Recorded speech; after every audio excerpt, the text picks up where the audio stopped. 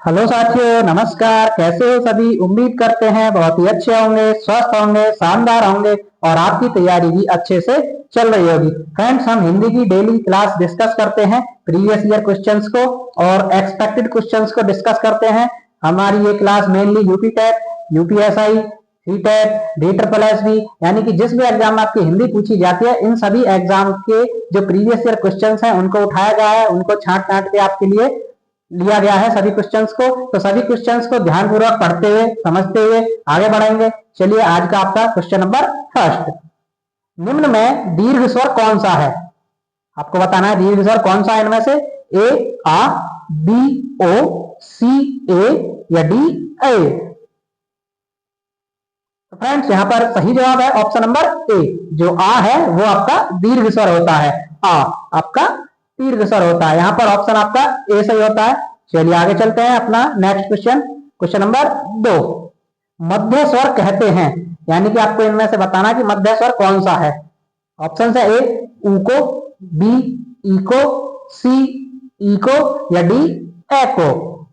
यानी कि किसको आप मध्य स्वर कहते हैं। आप स्वर होते हैं ना, अग्र स्वर, पश्च स्वर और मध्य स्वर, 3 स्वर होते हैं। तो उनमें से आपको मध्य स्वर पूछा है, इनमें से मध्य स्वर कौन सा है। तो फ्रेंड्स, यहाँ पर सही जवाब है ऑप्शन नंबर ए। जो ए है, ऑप्शन नंबर डी है। जो ए है आपका, ए वर्ण होता है, ये आपका मध्य स्वर होता है। ऑप्शन आपका यहाँ पर डी राइट होता है। चलिए आगे बढ़ते हैं। Question number 3। उच्चारण का संधि विच्छेद होगा। जो उच्चारण शब्द है इसका आपको संधि विच्छेद बताना है। क्या होगा? ऑप्शन है आपके ए उच्च प्लस आचरण, बी उतय प्लस चारण, सी उत प्लस चारण या डी उच्चय प्लस चारण। उच्चारण का सही संधि विच्छेद होता है आपका ऑप्शन नंबर यहाँ पर सी, उत प्लस चारण आपका उच्चारण शब्द का सही संधि विच्छेद होता है। ऑप्शन आपका यहाँ पर सी सही होता है। अब आपको ये बताना है कि उत प्लस चारण है, इसमें कौन सी संधि है, कमेंट में बताना आपको। चलिए आगे बढ़ते हैं। Question number 4। पुस्तकालय में कौन सी संधि है? जो पुस्तकालय शब्द है इसमें आपको बताना है कौन सी संधि होगी। ऑप्शन आपके ए दीर्घ, बी गुण, सी वृद्धि या डी यण। तो फ्रेंड्स, यहाँ पर सही जवाब है ऑप्शन नंबर ए दीर्घ।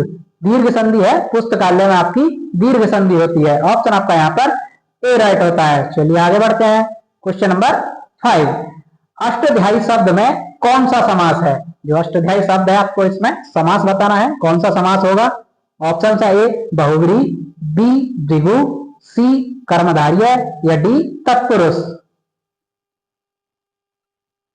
तो साथियों, यहाँ पर सही जवाब है ऑप्शन नंबर बी द्विगु समास। जो अष्टाध्यायी है उसमें आपका द्विगु समास होगा। द्विगु समास जो होता है आपका मेनली जो आपके गिनती आ जाती है जिन शब्दों में शुरू में, जैसे अष्टाध्यायी तो 8 अध्याय, अष्टाध्यायी 8 गिनती आ गई इसमें, तो इसलिए वहां पर द्विगु समास होता है। यहाँ पर आपका ऑप्शन नंबर डी राइट होता है। चलिए आगे चलते हैं। Question number 6। तिरंगा में कौन सा समास है?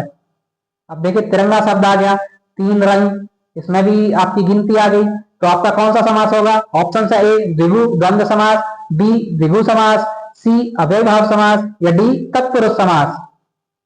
तो फ्रेंड्स, यहाँ पर भी आपका द्विगु समास होगा। इसमें आपका, इसमें भी गिनती का बोध हुआ है शब्द में, तो जहां पर गिनती का बोध होता है उनमें द्विगु समास होता है। ऑप्शन आपका यहाँ पर बी राइट होता है। चलिए आगे बढ़ते हैं। Question number 7। खत्री शब्द का तत्सम रूप होगा, यानी कि जो एक खत्री शब्द है इसका आपको तत्सम रूप बताना है कि इसका तत्सम रूप क्या होता है। ऑप्शन है ए क्षत्रिय, बी क्षेत्र, सी क्षेत्रज्ञ या डी शिष्य। तो साथियों, यहाँ पर सही जवाब है ऑप्शन नंबर ए क्षत्रिय। जो क्षत्रिय शब्द होता है वो खत्री शब्द का तत्सम होता है। ऑप्शन आपका यहाँ पर ए सही होता है। चलिए आगे बढ़ते हैं। Question number 8। निम्न में से कौन सा शब्द तद्भव नहीं है? यानी कि आपको इनमें से छांटना है कि कौन सा शब्द तद्भव नहीं है। ऑप्शन है ए दूध, बी दमन, सी दूज या डी दही। तो फ्रेंड्स, यहाँ पर सही जवाब है आपका ऑप्शन नंबर बी दमन। जो दमन शब्द है ये आपका तद्भव नहीं है, बाकी दूध, दूज और दही ये आपके तद्भव शब्द होते हैं। ऑप्शन आपका यहाँ पर बी राइट होता है। चलिए आगे बढ़ते हैं। Question number 9। फ्रेंड्स ये सभी क्वेश्चंस इंपॉर्टेंट हैं, एक्सपेक्टेड क्वेश्चंस हैं और प्रीवियस ईयर भी हैं। सभी क्वेश्चंस किसी ना किसी एग्जाम में पूछे गए हैं। तो ये यूपी टेट, DSSB और सभी के लिए रामबाण साबित होंगे क्वेश्चंस। चलिए क्वेश्चन नंबर 9, चोर का पर्यायवाची शब्द है। जो चोर है इसका आपको पर्यायवाची बताना है। ऑप्शन है ए खनक, बी उदक, सी धूसर या डी खलचर। तो साथियों चोर का जो पर्यायवाची होता है वो इन सब दिए गए ऑप्शंस में से होगा खनक। ऑप्शन यहाँ पर आपका ए राइट होता है। जो खनक शब्द है वो चोर का पर्यायवाची है। ऑप्शन आपका यहाँ पर ए सही हो गया। चलिए आगे चलते हैं। क्वेश्चन नंबर 10, बिजली का पर्यायवाची शब्द है, यानी कि बिजली जो है शब्द होता है उसका आपको पर्यायवाची बताना है। ऑप्शन है ए चमक, बी सौदामिनी, सी प्रकाश या डी इनमें से कोई नहीं।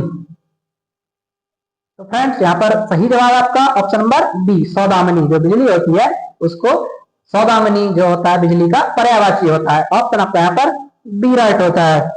चलिए आगे बढ़ते हैं। क्वेश्चन नंबर 11, पहाड़ का निचला भाग वाक्यांश के लिए एक शब्द होगा, यानी कि पहाड़ का जो निचला भाग होता है उसको एक शब्द में क्या कहा जाता है। ये सीधा सीधा ये पूछा गया आपसे। ऑप्शन है ए अधिपत्यका, बी औरस, सी पहाड़ी या डी उपत्यका। तो साथियों यहाँ पर सही जवाब है ऑप्शन नंबर डी उपत्यका। जो पहाड़ का निचला भाग होता है उसको उपत्यका कहा जाता है। ऑप्शन आपका यहाँ पर डी राइट होता है। ये क्वेश्चन यूपी SSSC में पूछा गया है। चलिए आगे बढ़ते हैं। क्वेश्चन नंबर 12, निम्न में से कौन सा शब्द मित्र का अर्थ नहीं है, यानी कि आपको ये बताना है कि मित्र का कौन सा अर्थ इनमें से नहीं है। ऑप्शन है ए सखा, बी बादल, सी सूर्य या डी दोस्त। देखिए सखा जो होता है वही मित्र का अर्थ होता है, सूर्य होता है वो भी होता है, दोस्त होता है वो भी होता है, लेकिन जो बादल होता है ये मित्र का अर्थ नहीं होता है। ऑप्शन आपका यहाँ पर बी राइट होगा। चलिए आगे बढ़ते हैं। क्वेश्चन नंबर 13, निम्न में से नम्रता का समानार्थी शब्द कौन सा है। जो नम्रता है इसका आपको समानार्थी बताना है। ऑप्शन है ए मुलायम, बी अभद्रता, सी साधारण या डी विनीत। तो साथियों यहाँ पर आपका सही जवाब होगा ऑप्शन नंबर डी विनीत। जो विनीत शब्द है ये नम्रता का समानार्थी शब्द होता है। ऑप्शन आपका यहाँ पर डी राइट होगा। चलिए आगे बढ़ते हैं।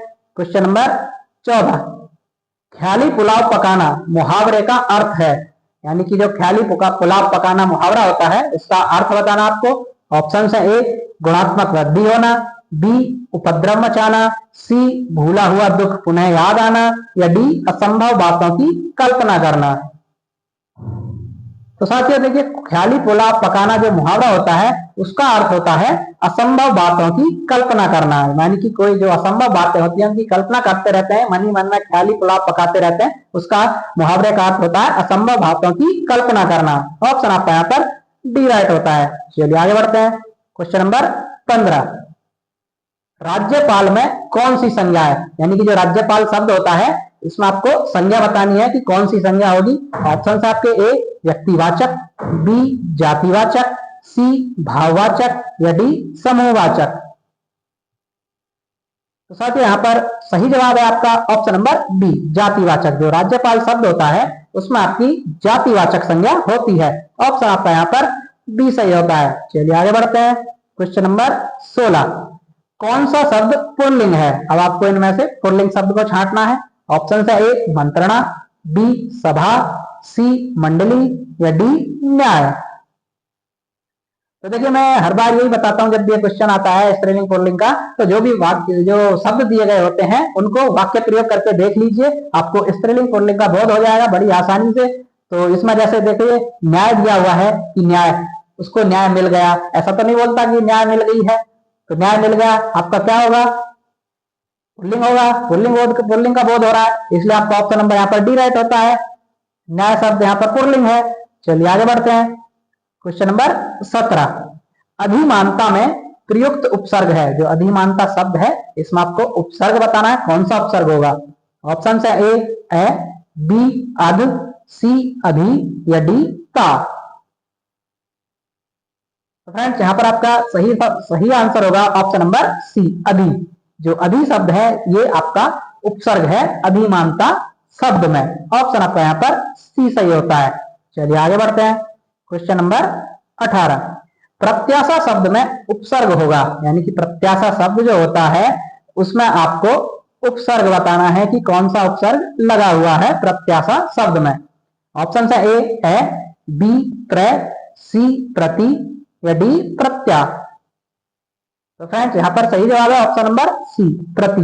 जो प्रति शब्द है जो वह प्रत्याशा शब्द में उपसर्ग लगा हुआ है प्रति। ऑप्शन आपका यहाँ पर सी राइट होता है। ये आपका बनेगा प्रति प्लस आशा, आपका बन जाएगा प्रत्याशा। चलिए आगे बढ़ते हैं।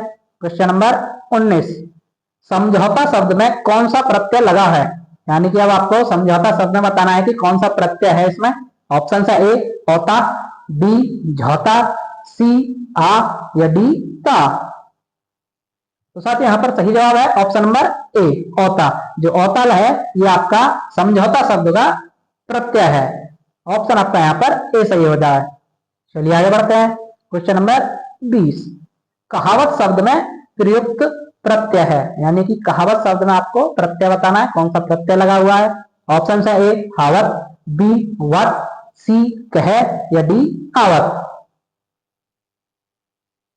तो साथ ही यहाँ पर सही जवाब है ऑप्शन नंबर डी आवत। कहावत में जो उपसर्ग है प्रत्यय लगा होगा वो होगा आवत। ऑप्शन आपका यहाँ पर डी सही होता है। तो फ्रेंड्स ये थी हमारी आज की क्लास। आपको क्लास कैसी लगी आप कमेंट करके बताएं। अगर अच्छी लगी है तो एक लाइक जरूर करके जाएं। जो भी साथी हमारे चैनल पर पहली बार आए हैं चैनल को सब्सक्राइब कर लें और बेल आइकन को दबा लें, ताकि ऐसी ही इंफॉर्मेटिव क्लासेस और वीडियोस आपको मिलती रहें। चलिए मिलते हैं नेक्स्ट वीडियो में, तब तक के लिए धन्यवाद।